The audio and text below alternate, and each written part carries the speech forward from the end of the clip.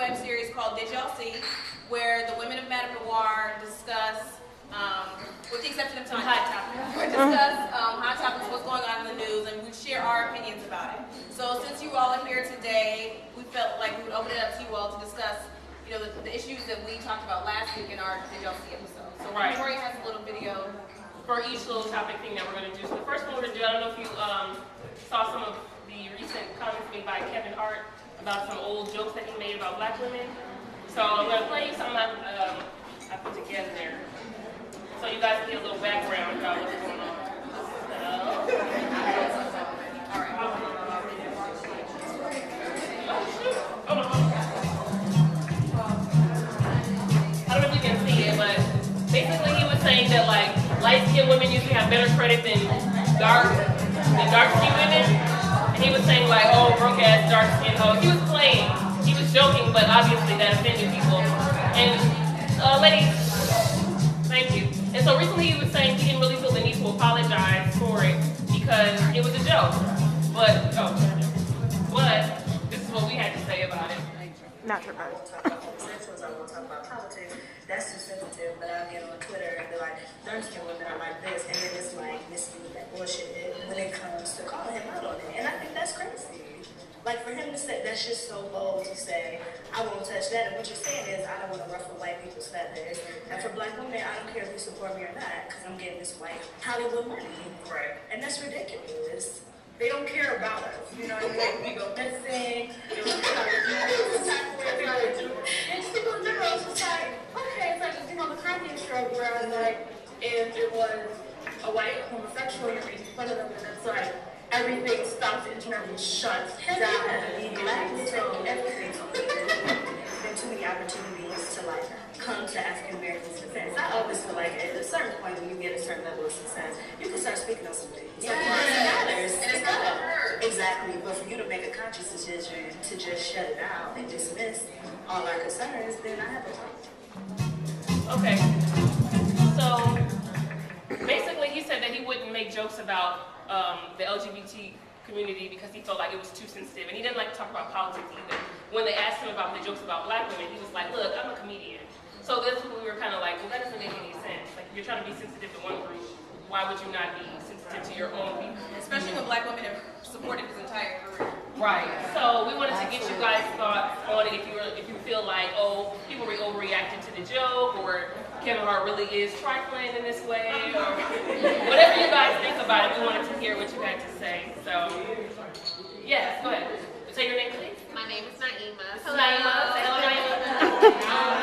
I think with that, of course, I think that's very inappropriate. But at the same time, you know, if we want someone to stop talking about us and disrespecting us in a certain way, when it happens, we can't be, oh, we think it's funny, we want to repeat it and retweet it and think everything's a joke. So we have to stand up for ourselves just like the LGBT community does, because no one takes us serious, because we don't take ourselves serious. So I think that's kind of the thing when we start saying, okay, you know, we're not going to do that, and you did that, so we're not going to go see your movies, we're not going to support you, then he'll think twice about doing it. Because in the black community, I mean, let's just face it. In the black community, let's just face it, the sisters are the ones that buy. So if we're offended by something, like one thing I know is I do a lot of work in the LGBT community. They will literally boycott you and not buy. And that's what we need to do, because when they talk about the black spending power, that is actually coming from, majority of it, from the African American community. So if we don't like something, let's not put our money behind it, because this is an economic world. And only money, we can go on Twitter all day long, but if we're going to click on Netflix and laugh at Kevin's box and watch that, that's a coin into his bank. And Kevin Hart or whoever, it doesn't even matter. What I'm saying is we really need to not put our money behind these things. And as a unified force, because the other religious groups do it, Jewish groups do it, gay groups do it, and black people need to go back to doing that, because that made us successful in the 60s. Sabine? No, I think I was just going to kind of culminate what both of them said. I think it is sad, because when you look at it now, in society, how black people in general, we're kind of looked at as clowns. Like, everything is like a joke to us. And I always bring up the whole, you ain't got time for that thing. And it's hilarious. don't get me wrong, but then when you think about it, it's like, okay, they're making us think like fools, you know? And I think it also goes back to the whole Donald Sterling thing. I don't know if you guys read that long article where it's like, black people stupid or something like that, whatever, saying that why were we so passive when it happened? Why aren't we boycotting these things? You know, when people make such offensive remarks to us. And this thing is just like, it's kind of like scratching the surface. You could get so deep with this whole thing, because you could talk about the disunity within the black community. You could talk about, you know, how Hollywood whitewashes these black actors who are up and coming, who come from a situation where they didn't have much, and now they have all this money, and technically they don't know how to act. I don't know how better way to say it. You know, there's a lot that you could stem from this whole situation, but I think one small way to kind of, I guess, put everything together is like what you ladies were saying, was take action, whether it's like boycotting or, you know, doing what you can do, doing everything in your power to kind of take a stand against remarks like this. Did anybody feel like it wasn't that big of a deal, that people overreacted? About the jokes? About the jokes? I think that sometimes that overreact is a lack of a better word that I can use. But let's take Kevin Hart for example. Right? Kevin Hart makes jokes about his experiences in life.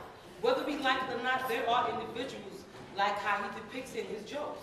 But my thing is, I just thought that something we do take a little bit too serious to heart, because these people that they joke about and talk about don't represent all of us. Now, if you fall in that category, yeah, you're going to be a little offended because your dirty laundry is getting aired. But when you don't, like somebody like Kevin Hart, it's levels to everything. And he's not on my level to this shit. That's how I see it. So when he comes off and talk about dark-skinned women in comparison to this new light-skinned women and all that, that just ways to divide ourselves. Black people have a tendency to divide themselves by three things. By geography, you're not from Jamaica and I'm from Brooklyn, we're going to be two different people. And the reason why I know this to be true, I work with Italians. Right? Let me tell you something. They made a joke. One day they asked me, he was talking about the girl, she's from Jamaica. And then she was saying, well, she's not black. And I kept saying, well, what is she? You know, and she was like, well, she's from Jamaica. And I said, she was just dropped off somewhere different than I was. You know? So that's what, when it comes to Kevin Hart, it's not so much boycotting or getting together. It's that you got to understand the levels. And you understand where you come from. Know where you come from, know what you do. Because there are people that's like how you say it is. I just don't like when black people take on the offense and try to ignore things that really is like that out there. So instead of saying, let's boycott Kevin Hart and tell him that he's wrong and he should be airing out our dirty laundry and he shouldn't talk about us like that, then we need to act right and show respect for ourselves so he don't have nothing to talk about. That's how I see it. Not so much as getting at him. Clean out ourselves. Clean out your backyard first before you go at somebody else's backyard. That's why I was doing. That's all. Okay. I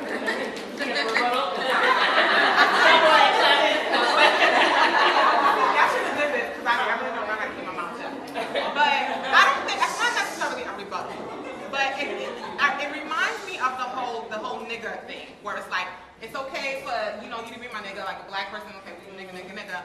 And if it was a white person saying like, oh my God, you know, like, everything shuts down. I get that kind of sense where it's like, within the black community, it's like, oh, it's just Kevin Hart, he's just making jokes, what do we gotta get ourselves?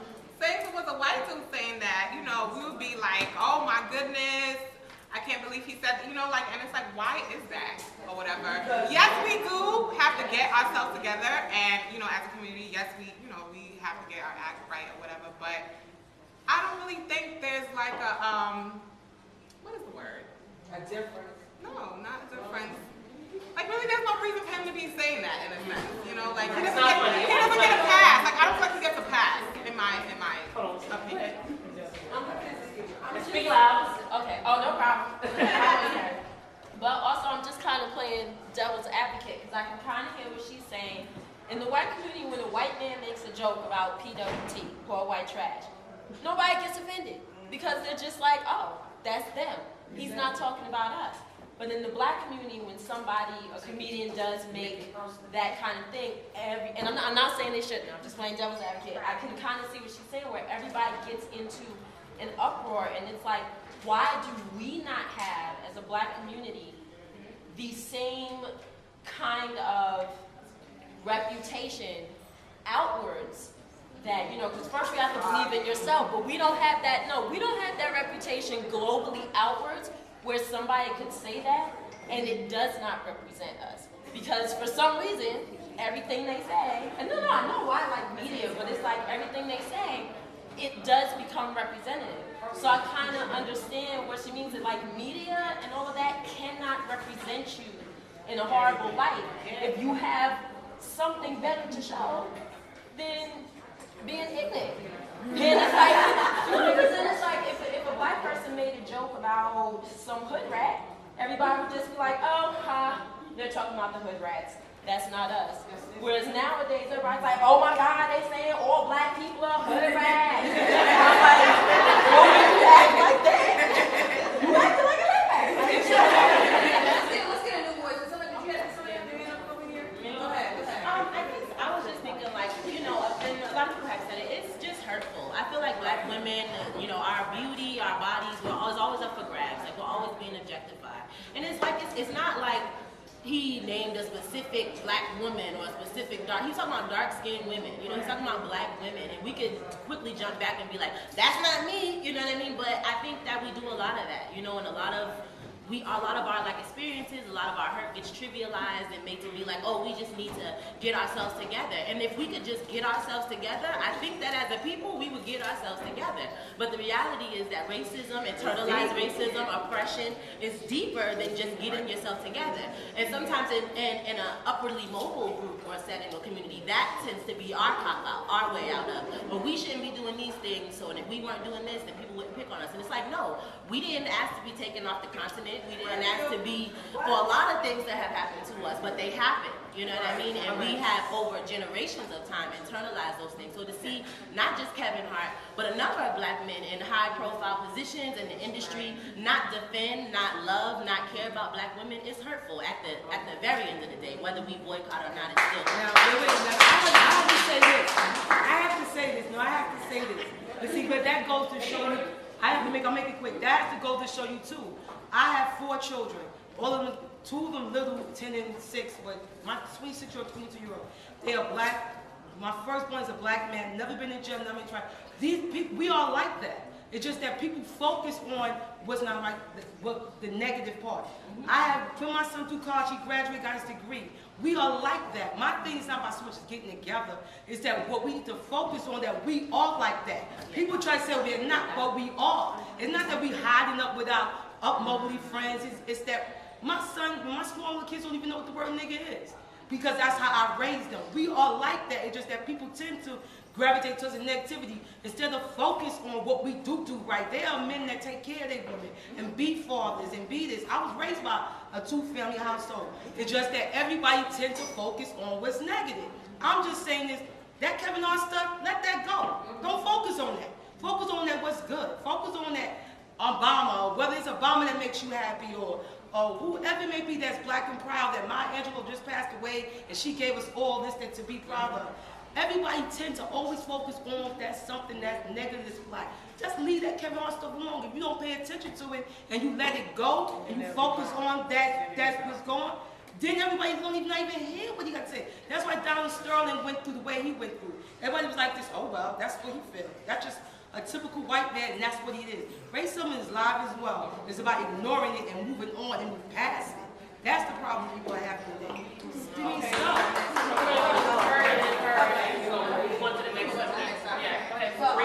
I took a comedy class, and it's very interesting that we're bringing up Kevin Hart.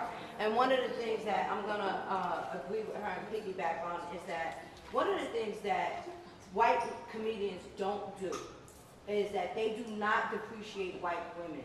They'll talk about women in a general form, but they never say white women. And I have not seen that. I have not seen that in the comments. Okay, let her finish. Okay, and he's a modern comedian. From time to time again, our black male comedians, a lot of times, they make fun of us from whether we wear weaves or how many kids we have or baby daddies. All that came from black male comedians making fun of black women. And sometimes I feel like these black comedians should sometimes appreciate our beauty a little bit more, you know, and that's just my personal opinion. Okay, last comment. I think we need to put things in perspective. This is comedy. This is what his job is. He's going to talk about what he knows, what he thinks he knows. I listen to comedians all the time, from Seinfeld to Louis C.K. to white ones, Jewish ones. They talk about their women and their culture. So I think we need to take a step back and realize this is just comedy, not take it personal. What if he said it about light-skinned women? Would we be up in arms? Would we be like, oh my God, he said this about... We need to just take a breath and realize this is comedy. The same way when, what's the little funny guy who made the comment about the tsunami and he lost his job? There's certain things that you don't touch. Death, you know, after 9/11. But if we're going to start censoring people in comedy, then we need to just ban all comedy. Well, that's the last one we're going to allow for this. We have a lot. We have 2 other topics. But speaking... Hello. I'm louder than y'all. But we're going to move on. Speaking of, she said something about the N-word. And so we're actually going to move on. I know you guys probably heard about the comments that Justin Bieber made in the video and how she heard that Whoopi Goldberg like defended him. Yeah. So I'm going to play something quick for you if y'all are quiet. All right. So this is what you need to know about this.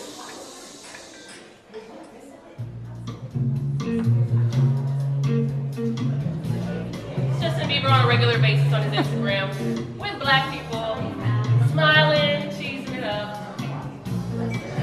Rick Ross. But then he said a few things, like not recently, but when he was younger, that was videotaped.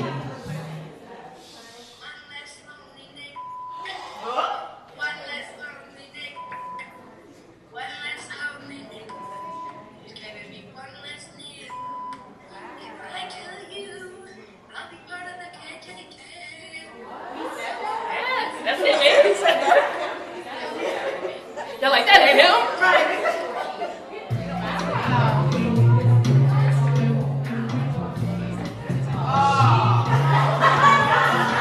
So basically, Whoopi tried to say that in Canada, they don't really know what the N-word means. I know. But she said she did a movie and a woman wrote a script and she put it. Some Canadian woman didn't know what the N-word, so she figures all people in Canada don't know. So she just assumed that all people in Canada don't really have the same negative connotation to the N-word that we do. So we said.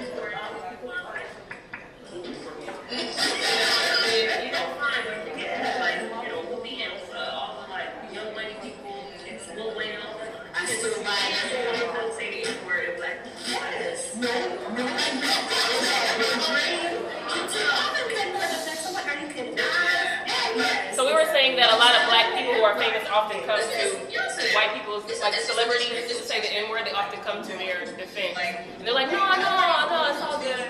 These white folks, they might not respect you, but it's never going to be in your face. Nobody's ever going to be like, digging in your face. Whereas me, when I literally walk down the street and have somebody call me the N-word, it doesn't feel good. I don't care who you are, I don't care where you are. It doesn't feel good. Whether they were joking, whether they meant it or not, it's not cool. So when you give some white people pass, some white people not, like I'm just like not with that. And I don't think just Bieber was racist, no. And I think he was a little kid when he said it, but somebody said it to me like, yo, that wasn't cool. Exactly. And you made it Justin Bieber apologize about it, then he obviously knows it was a problem. So why is when we come into his defense like it doesn't mean that you can? I love her. Yeah. But she was there wrong. And then of course now somebody wants to come and blame us for Justin Bieber's always do that. Somebody did that on like Entertainment Tonight. I was like, shut up. Yeah. They had a whole day. Because the rap was staying up. We were saying that, and then some people often say, well, famous white people say the N-word because we say it, black, rappers say it, that whole excuse.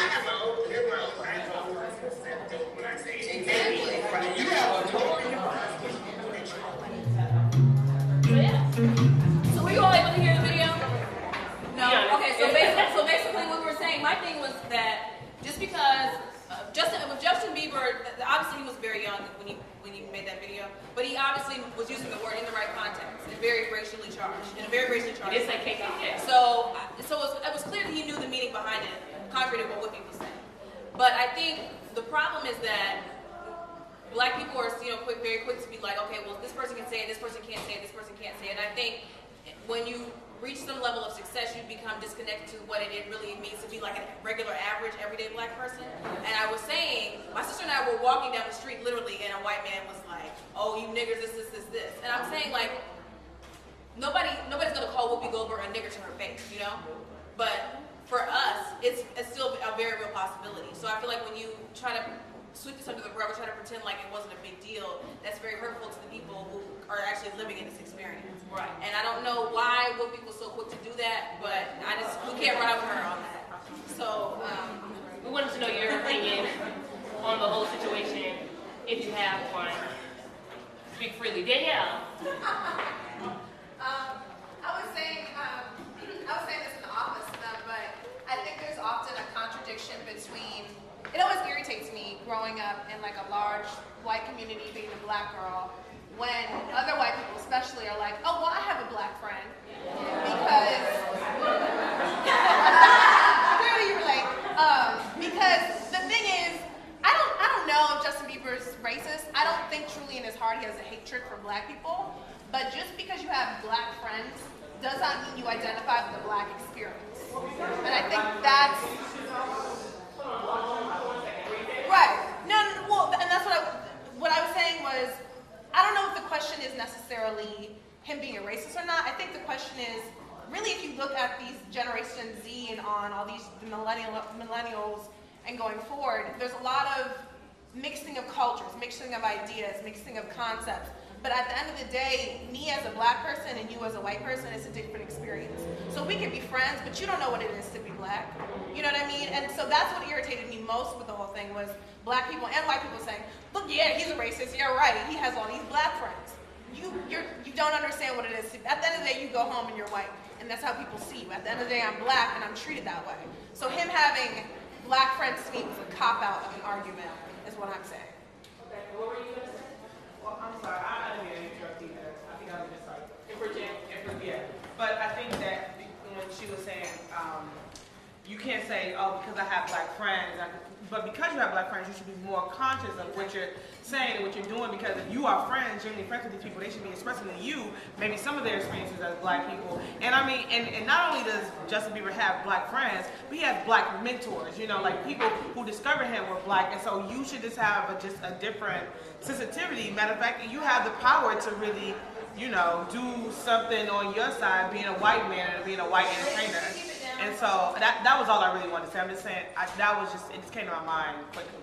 No, I have a question. When was this video done? Before he became famous? When he was famous, It was years ago, and then he came out when there was two videos. The first video was released, he apologized, and then there was a second video, he's like, let's just go ahead and put this out there so I can let you know, like, this is what I made these mistakes and I've owned up to them, and I don't really think I'm hiding them. I want you to know this is what I did and I apologize for it. So, yes, we were saying it's interesting that he apologized for it, knowing he was wrong, and Whoopi was still like, She shouldn't have touched that. yeah. Right. He said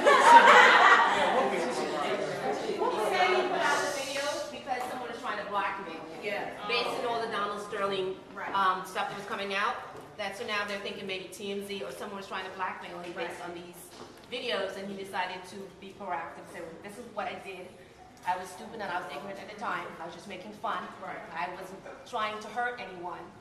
And I'm just putting it out there now so that it can be behind us and so that I can't be blackmailed anymore by it, So.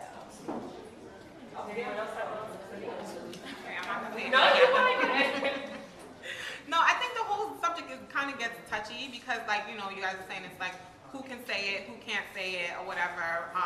And then when you look at white people, okay, it's a common word within the Black community or whatever, and the Black people get a pass. White person says it, Black people are in uproar. But then, maybe for the white, you guys gotta remember, ignorance, racism is alive and well, and so is ignorance.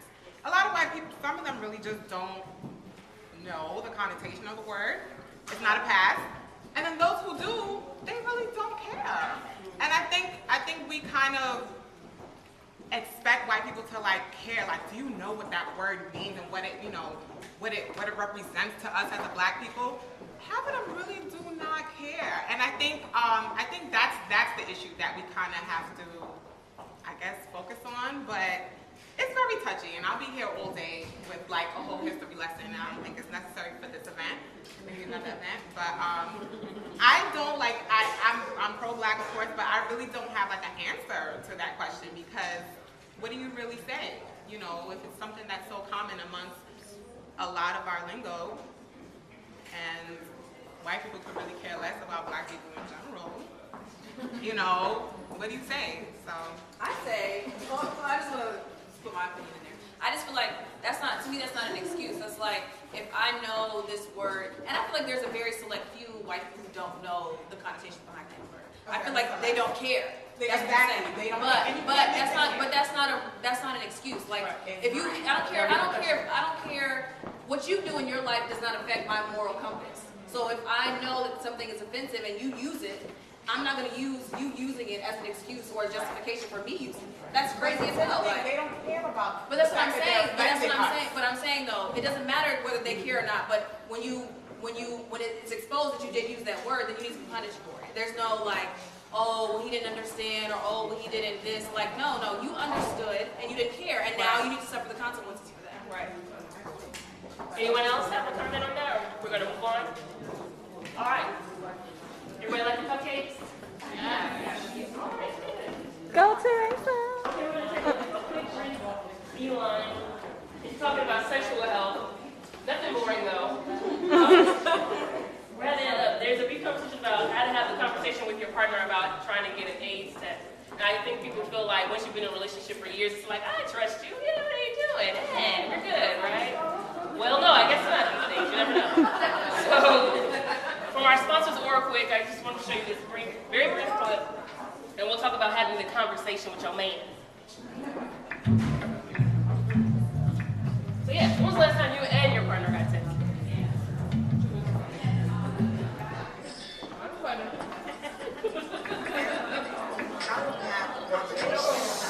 Getting tested for STIs, for HIV. Like, how do we bring that up to the doctor? Guess what?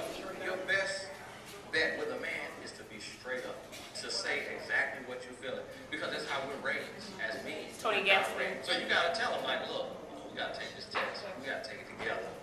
You know, if he turns it down that first time, and next time he's gonna take it. If he don't take it that second time, it ain't no third time. And be open to taking it together, because the truth is, you might not know what you have, and he might not know what he has. So let him know that, you know what, they're saying at least 20% of people who have HIV, they don't even know. So I'm not saying that you're in high school, you might not know, and I want you to take She's saying, like, basically nobody really knows what they have after times. You need to kind of just tell your man, like, let's just try it together. And I think, you know, worst comes to worst, blame it on your doctor. You know, like, I went to my OBGYN, and she said I have to get tested with everyone. Like, if you're not comfortable claiming it for yourself, the bottom line is that you do it. So yes, somebody here from Quick? No, they're not. Okay, they're gonna say something. Okay, so I thought someone from Oracle was gonna speak on this. But yes, so well, I'll just say I went to a Quick panel over the summer at Blogalicious, and so that was part of the conversation of when do you talk to, to your man about it. And a lot of people who were single were like, it's not negotiable. We talk about it, blah, blah, blah. But then they brought up being in relationships, and even some married women, and they were saying, you should keep getting tested when you're married. And all these women were like, my husband will flip out if I brought up getting tested. And other people were kind of like, well, why would you ever stop? Like, you should just keep it going. But do you think that's an easy thing, or is that saying that you don't trust, your husband if you have to keep getting tested, after marriage? And how would you bring it up? So yeah, how do you have that conversation in a relationship and in an actual marriage too? I mean, having been in all of the above, except for the marriage, not married yet, chefs.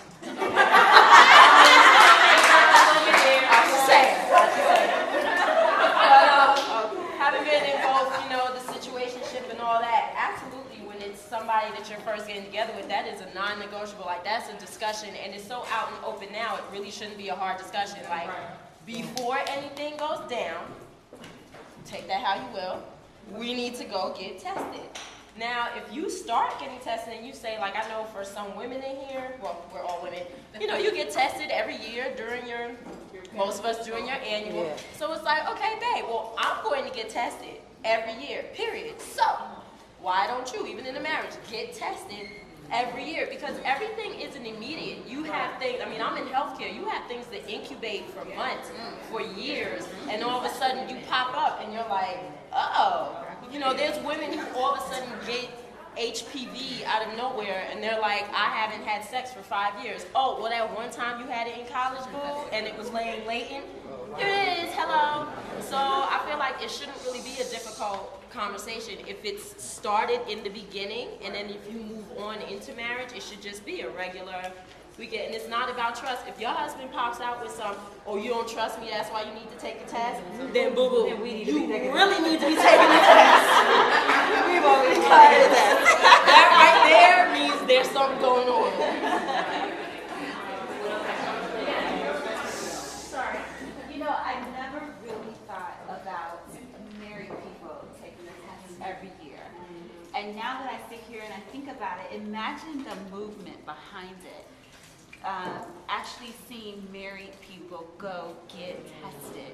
And I think it sets a precedent within the married community as well as the single community, and not only that, within their family. Right. So if, for example, if I saw my parents get tested every single year, it's going to definitely boost my conscience and my intentions to be very safe, and also to make sure that I'm tested. And then I pass that along to the next generation. So imagine the movement behind it. And I think somebody should take on that actual initiative to encourage married people to get tested, and then watch what follows behind that. So I think Madame Noir maybe should take that on. And yeah, I'm serious. I think that is very powerful. Very powerful. I actually have, this is very interesting, I actually have a friend whose husband came up HIV positive and she is not. Actually, and it was very interesting to see them go through this maybe about 8 years ago. And they have 3 children and so forth. And they had 3 children. The husband came out HIV positive and the wife did not, and still is not to this day. She has to get tested every year. But I think not only encouraging married couples to get tested, they actually went to their church when the husband got sick. And that's how they kind of find out, and they really leaned on their church.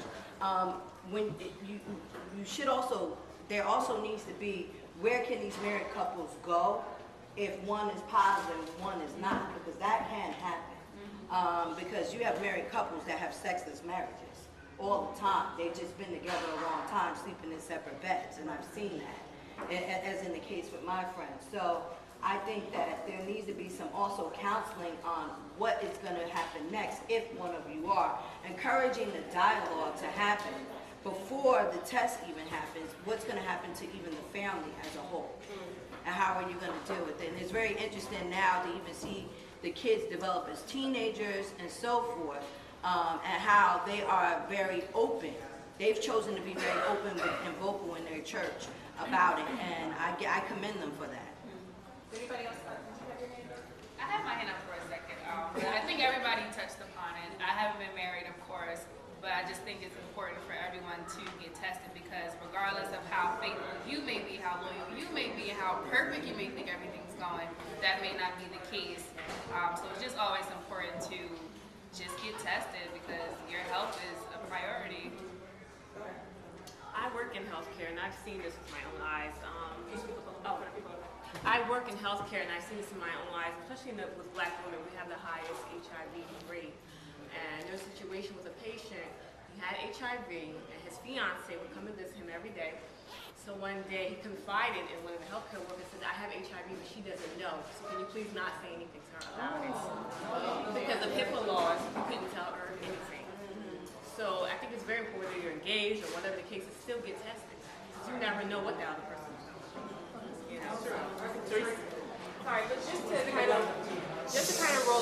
what she said. I think it's important as people just, before you sleep with anyone, make sure that you're in a relationship where there is open, clear, concise communication. Because at the end of the day, that's the basis for anything moving forward, being tested while in a relationship, while you get married. Make sure that you're with a partner that you can talk to these things about. And it's easy from there on. It's a non-issue. Because if you're with someone that you don't feel like you can communicate with, then there's always going to be the ifs, ands, or buts as to why you should get tested in any instance. Being tested in a marriage is not necessarily an indicator of like being unfaithful. HIV can be contracted via many ways, but you should be able to have an open and clear communication with your husband or significant other, and just be responsible about your health on a yearly basis. It costs you nothing. So that's all. Are there any? I'm wondering if there's anybody who's married who will want to speak on this. Like, married folks, yes. You know, I've been married for 18 years.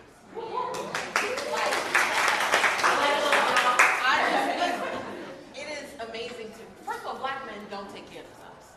Like, you have to be their mother, their doctor. You have to make them go. I just had a girlfriend who lost her husband 2 days ago to prostate cancer, and he was 48 years old. Because, you know, they eat terrible, but they think because they got a little arm muscle, they're fine. Black men don't go to the doctor. So how do you go to the doctor and go to OB/GYN, and if I got a cut, I go, but then they don't do it. So it's like, what do you do? Like, I make my kids' father, listen, let's go.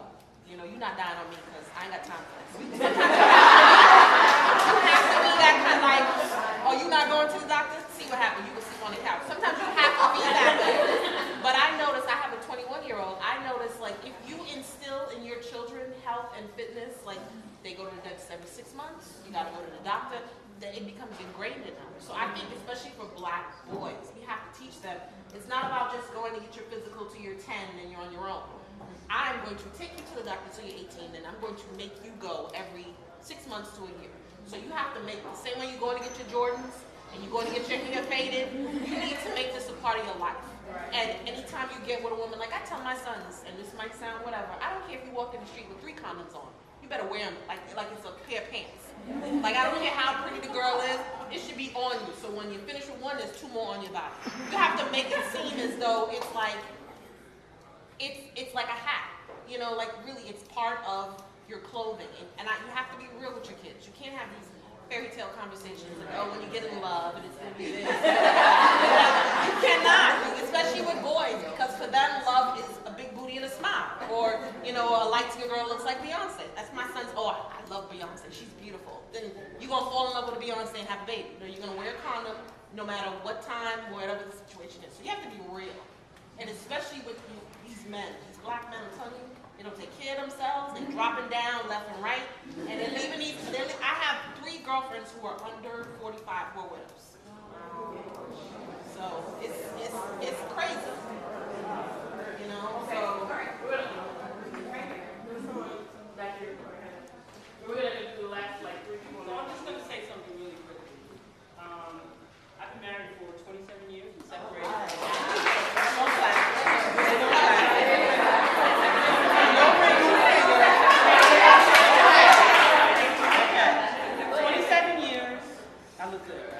Separated for 10. I have 3 children, 28, 17, and 19. And the bottom line is this. You can tell him all you want. You can do all the sisterhood stuff all you want. But if something comes up and he's not willing to do the right thing, then you need to be strong enough as a woman to walk away. For example, his sister is HIV positive. She bit him in an altercation. And that ended my sex life right there on the spot. But he still wanted to get busy. Not happening. So if we as women, as powerful as we are, we can all union together, but if the man doesn't want to do the right thing, then we have to be strong enough to put him on blast and walk away. That's it. I'm done. Yeah, and then we'll do 6 county on 2. So I'll do. Go ahead. Okay. Well, I got married last August. So this is definitely a challenging question for me because we did not have sex before we got married. He was my first one and only. So for me, it wasn't a question of getting tested because I wasn't active or anything. But for him, I made sure he showed me the paper, not because he was a whore or anything. But you've had sex before, so I need to see that you're clean. So bringing that up to get tested on an annual basis, I feel like because of the trust we established, it's going to be challenging to go to him and say, all right, let's go get tested every year now, because it wasn't something that we did when we were dating because we weren't having sex. So I feel like it would bring a question in the back of his head, like, why do you want to get tested? Are you doing something? You know, so it's something to think about. Can I also say, HIV lays dormant for 10 years. Yep, so every year. Right. So we can keep that in mind. Are these what's thinking? Are you good? Okay. All right. So thank you for all that.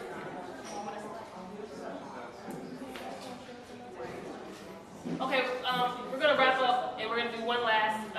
Did y'all see? We had a couple more. We're just gonna do one more so that we can get you guys out of here with your cupcakes. Which one? It looks like Jamal, Pastor Jamal, has a little girl here. That's Juliana. Hair? Okay. All right, how many people in here do hair? All right. And I'm sure you're all serious about your money.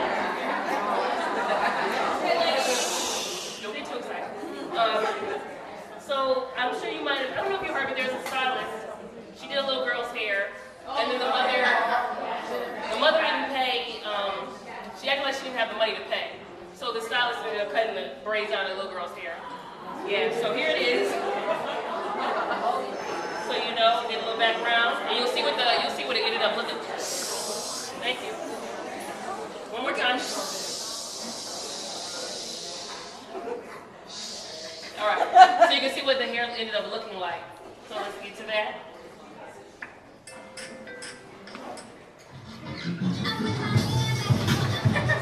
Ironic, right? I thought that was cute too. So this is what it looked like before. Cute.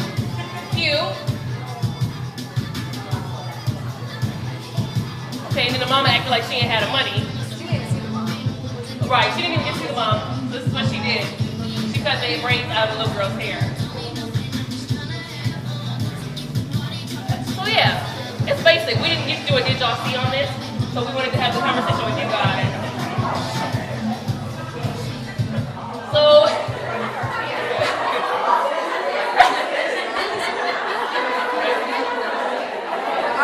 obviously, you know, stylists are very serious about their money. But did she overreact at this, you know, I mean, the woman spent hours braiding this little girl's hair. And the mother didn't even show up to pay the money. So I just want to give a little bit more detail. So the mother dropped the daughter off at the salon. And then she says, you know, I have the money when I come and pick her up. Right. So when she's done, she's calling the mother, like, you know, calling her, and the mother's like, okay, I'm on my way. Then she's 30 minutes later, she calls her again. She's like, where are you? She's like, oh, you know, I have a flat tire. So she calls her again, and she's like, well, you know, where are you? She's like, well, I can't get there, so can you drop her off at this address? She got her doing all this work. So she takes the little girl to her house, and then the mother's like knocking on the door, and the mother's not there. So, and really no one was there at the house. Right. So she decided, you know what, this woman tried to play me. I got and kids. I have kids. I spent, 9 hours away from my own children. So, in response to this, I don't want her to get a free service out of me. So she's, got the little girl and she cut the braids out. But not only did she cut the braids out, she posted the pictures of the braids she had cut out on her Instagram. That's why we have her. Somebody's clapping. Who is that? Hold on, I want to hear what she got to say real quick. Go ahead. I'm not mad at her because that was a ploy.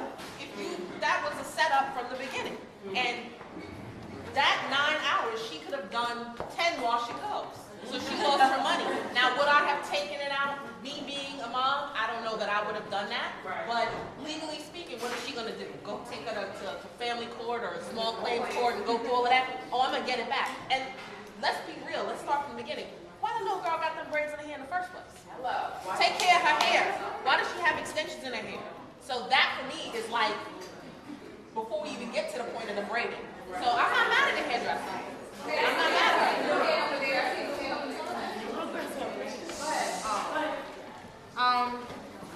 I guess I feel like this.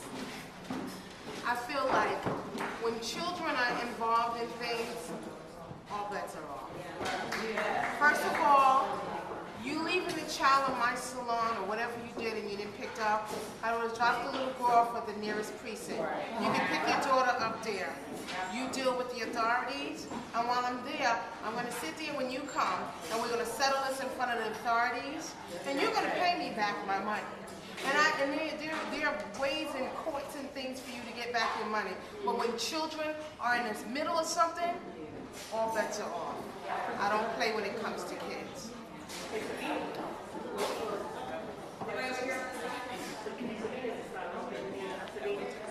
No, I completely agree with what she said. She's a child. Number one, as a stylist, she's making herself look unprofessional and very stupid to be posting that picture on her own Instagram.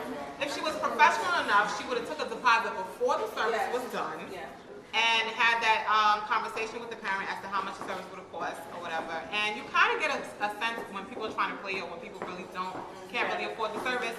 And as a stylist, if you do have that accommodating heart, then you could suggest something for a cheaper price that is going to go within that person's budget. But there's so many other ways that could have been that she could have settled this. She's a child, like she said. Why didn't she come to get the child? I would have been dropped off at a precinct just like what this young lady said as well. So I just think there's so many ways that could have been, that the situation could be taken care of. If I'm a regular person, I would never go to that stylist. Right.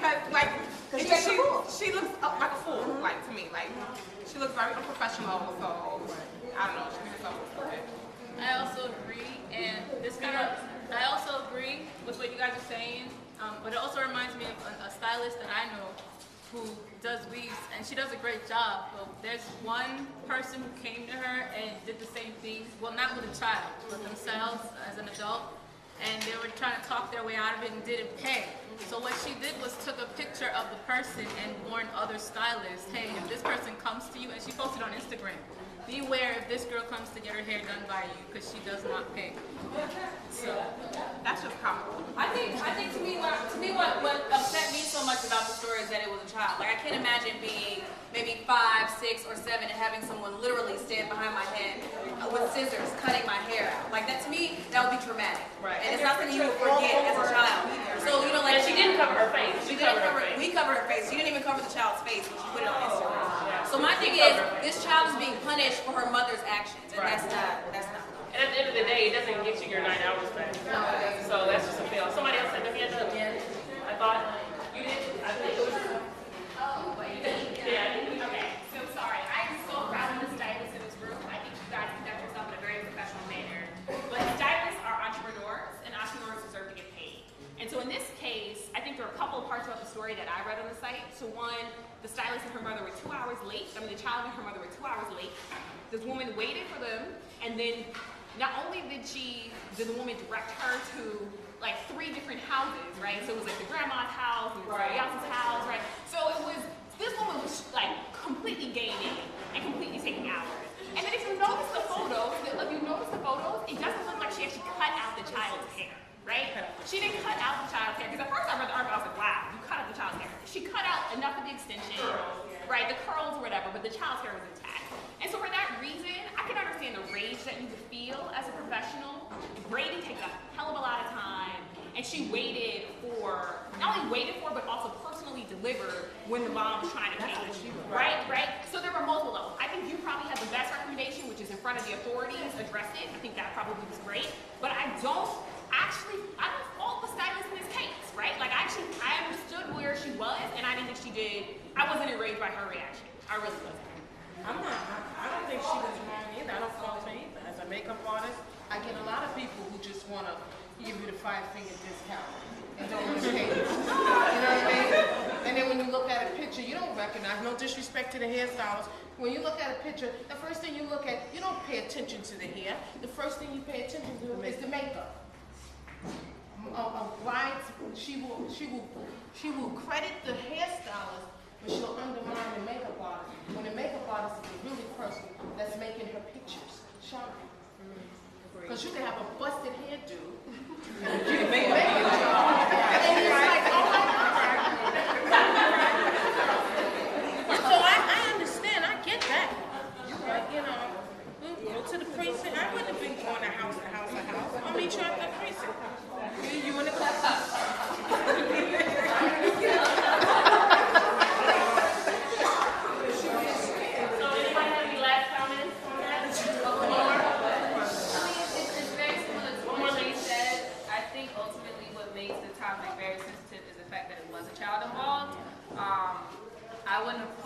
online. I don't think that was necessary. But I do understand where the stylist was coming from because it does take a long time to braid, and it was 9 hours, and obviously the mother was trying to get over on her. But I think she should have just took her loss, honestly, and just probably from now on her policy should be to take the money up front, change her policy so it doesn't happen again. Okay. So these last two, and we're gonna wrap up.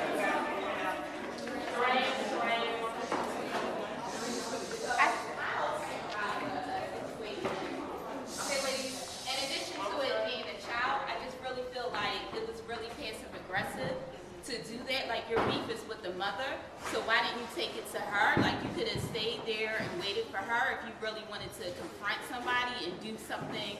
Like, if you wanted to handle it that way, the way that she handled it, you know, she could have handled it with the mother instead of trying to take it out with the child, who too had to sit there for 9 hours like she had to do her hair. And I just think that was kind of like, I think that was punkish, for the lack of a better word. Like, if you're going to do something like that, you don't do that to a child. You do that, you handle it with the mother. Right. All right. I think for me, the conversation that we had, that we don't talk about a lot, is how social media changes how we communicate. Like, the thought that you could do that and then post it on your Instagram with no thought or no, maybe I shouldn't have done that, is alarming to me. Like, that was the first thing I thought. And then just looking back at all of the things that people post on social media, how they share, like, it's definitely an etiquette that is being missed when it comes to social media. So I think that regardless of what she did, we should not know about it. Right, exactly. With the child's face exposed. All of that, like all of that. Like, that was a business affair between two people who lived in Louisiana. We're in New York talking about it. There's no reason why we should even know what's going on with those two people. Because she bragged. And for what? You still didn't get your money. Like, at the end of the day, did you get your money? Like, ultimately, it didn't even solve anything. Like, your intentions, your intentions were bad for absolutely no reason. Like, you posted it and then you ended up deleting it anyway because all of the internet now finds it, and now you feel bad. So that's just my thought. But all right, ladies, that was it for Did Y'all See? Thank you so much for taking part with your opinions. Conversation was glorious. So any last comments? Because the brunch, it's after 7, so. Yeah, just a thank you, to all of you all for coming out. This was a big deal for us to be able to have all of you come together, to have a good time, and we really appreciate all of you coming. And we want to remind you, there's a little flyer in your bags, but we're having a networking event also on the 24th of this month, so free of charge. Open for 20-somethings, 30-somethings, or whatever, looking to switch careers, maybe get something going in media, to come out with us. So it'll be at the Avion Tequila headquarters. So address is on here. It's Midtown East. But we hope to see you all there. And hopefully at another brunch coming up soon. So, right. Thank you. Yes. #brunch.